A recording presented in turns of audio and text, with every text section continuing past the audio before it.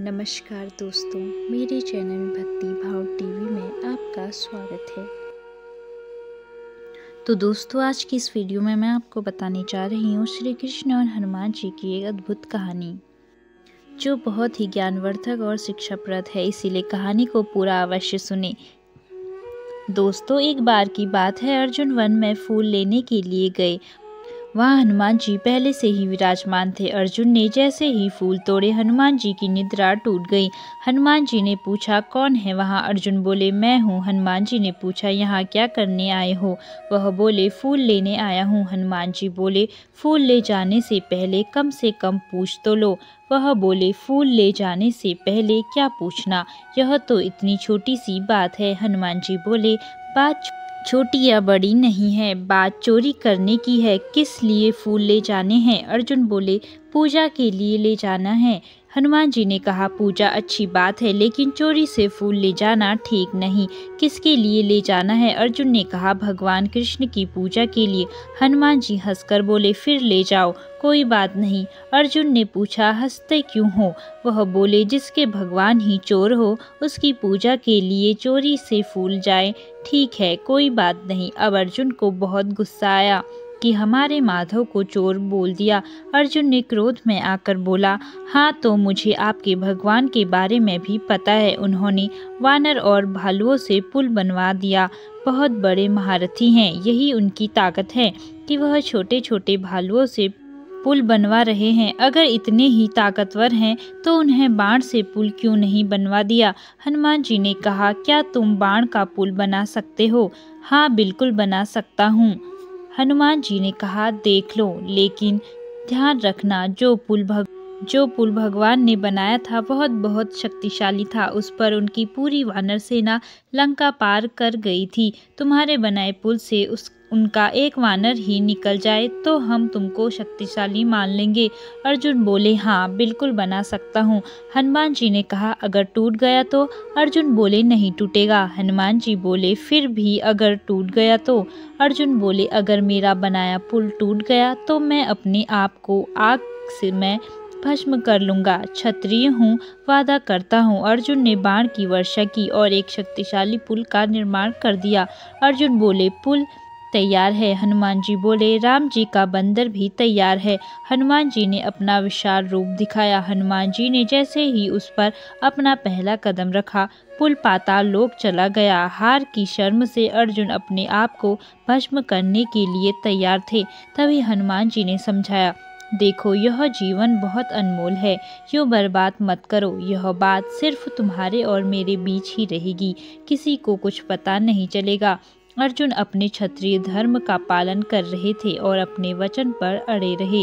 हनुमान जी ने अर्जुन को बहुत समझाया, लेकिन अर्जुन नहीं माने। हनुमान जी मन ही मन कृष्ण जी को याद करते हैं और कहते हैं, हे प्रभु, सहायता करें। यह तो समझने के लिए तैयार ही नहीं है। तो भगवान श्री कृष्ण स्वयं ब्राह्मण का रूप रखकर प्रकट हुए और बोले, हे भक्तराज, यह क्या कर रहे हो? यह आग क्यों जलाई है? अर्जुन ने सारा वृतांत कह सुनाया। ब्राह्मण बोले, अच्छा यह बताओ, क्या जब तुम्हारी शर्त लगी तो यहाँ कोई तीसरा व्यक्ति भी था?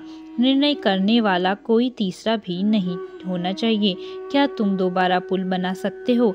मैं निर्णय करूँगा। अर्जुन बोले, हाँ बिल्कुल बना सकता हूँ। अर्जुन ने पुनः पुल का निर्माण किया। हनुमान जी ने फिर से अपना विशाल रूप बनाया।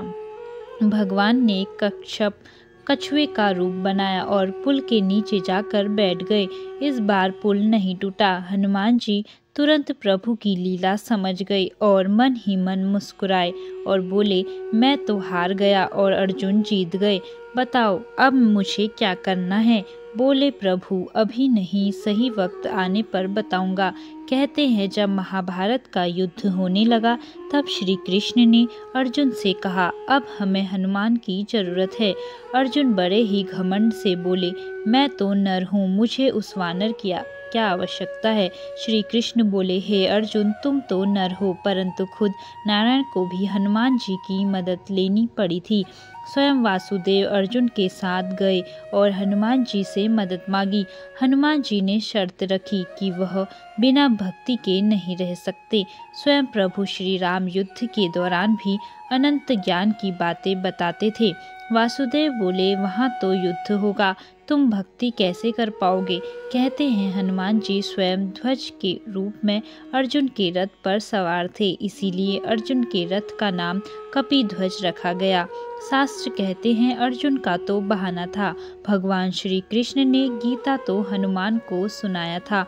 महाभारत में कर्ण और अर्जुन के रथ में टकराव होता था। कर्ण तब जब तीर चलाते थे तो अर्जुन का रथ हिलता नहीं था, लेकिन जब अर्जुन तीर चलाते थे तो कर्ण का रथ 3-4 कदम पीछे चला जाता था। अर्जुन बोलते थे, नीचे देखो प्रभु, हमारा रथ नहीं हिल रहा है। भगवान कहते थे, नीचे नहीं ऊपर देखो प्रभु। बोले, तुम ऊपर इसीलिए हो क्योंकि तुम्हारे साथ स्वयं हनुमान जी की शक्तियाँ हैं। जब युद्ध खत्म हो गया तो श्री कृष्ण ने अर्जुन को रथ से उतारा और फिर स्वयं उतरे। फिर उन्होंने हनुमान जी को इशारा किया और जैसे ही हनुमान जी रथ से उतरे, अर्जुन का रथ धूं धूं कर जलने लगा और जलकर भस्म हो गया।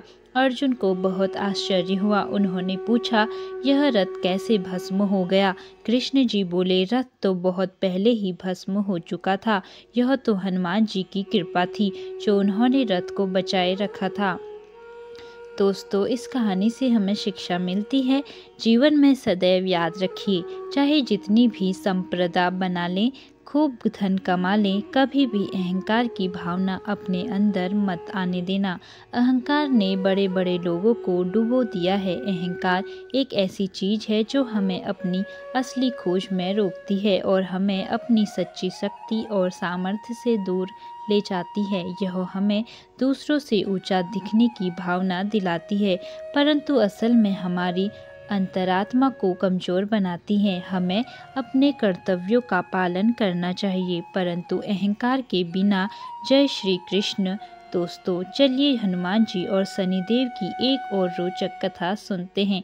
क्या आप जानते हैं कि श्री राम और हनुमान जी के भक्तों पर क्यों होती है शनिदेव की विशेष कृपा। हनुमान जी ने एक बार शनि भगवान को कैसे और किससे आज़ाद कराया। आज़ादी के बाद शनिदेव ने हनुमान जी का धन्यवाद किया और उनके भक्तों पर विशेष कृपा बनाए रखने का वचन दिया। हनुमान जी सर्वशक्तिशाली हैं। भूत पिशाच ग्रह नक्षत्र आदि सभी उनके अधीन हैं। एक बार हनुमान जी श्री राम के किसी कार्य में व्यस्त थे। उस जगह से शनिदेव जी गुजर रहे थे कि रास्ते में हनुमान जी दिखाई पड़े। अपने स्वभाव की वजह से शनिदेव जी को शरारत सूझी और वे उस राम कार्य में विघ्न डालने हनुमान जी के पास पहुंच गए। हनुमान जी ने शनिदेव को चेतावनी दी और उन्हें ऐसा करने से रोका, पर शनिदेव जी नहीं माने। हनुमान जी ने तब शनिदेव जी को अपनी पूंछ से जकड़ लिया और फिर से राम कार्य करने लगे। कार्य के दौरान वे इधर उधर खुद के कार्य कर रहे थे। इस दौरान शनिदेव जी को बहुत सारी चोटें आई। शनिदेव बहुत प्रयास किया पर बालाजी की कैद से खुद को छुड़ा नहीं पाए। उन्होंने हनुमान जी से विनती की, पर हनुमान जी कार्य में खोए हुए थे। जब राम कार्य खत्म हुआ तब उन्हें शनिदेव जी का ख्याल आया और तब उन्होंने शनिदेव को आज़ाद किया। शनिदेव जी को अपनी भूल का एहसास हुआ और उन्होंने हनुमान जी से माफ़ी मांगी कि वे कभी भी श्री राम और हनुमान जी के कार्यों में कोई विघ्न नहीं डालेंगे और श्री राम और हनुमान जी के भक्तों को उनका विशेष आशीष प्राप्त होगा। शनिदेव जी ने भगवान श्री हनुमान जी से कुछ सरसों का तेल मांगा जिसे वो अपने घावों पर लगा सके और जल्द ही चोटों से उभर सके। हनुमान जी ने उन्हें वो तेल उपलब्ध करवाया और इस तरह शनिदेव के जख्म ठीक हुए। तब शनिदेव जी ने कहा कि इस याद में जो भी भक्त शनिवार के दिन मुझ पर सरसों का तेल चढ़ाएगा उसे मेरा विशेष आशीर्वाद प्राप्त होगा। एक कथा के अनुसार अहंकारी लंकापति रावण ने शनिदेव जी को कैद कर लिया था और उन्हें लंका में एक जेल में डाल दिया।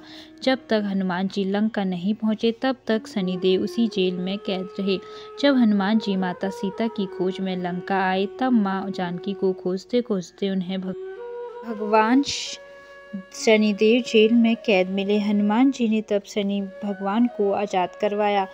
आज़ादी के बाद उन्होंने हनुमान जी का धन्यवाद किया और उनके भक्तों पर विशेष कृपा बनाए रखने का वचन दिया। तो दोस्तों कैसी लगी आपको यह वीडियो, कमेंट करके ज़रूर बताएं। और ऐसी ही बहुत सारी कहानियों, कथाओं और जानकारियों को सुनने के लिए मेरे चैनल को सब्सक्राइब करें। धन्यवाद।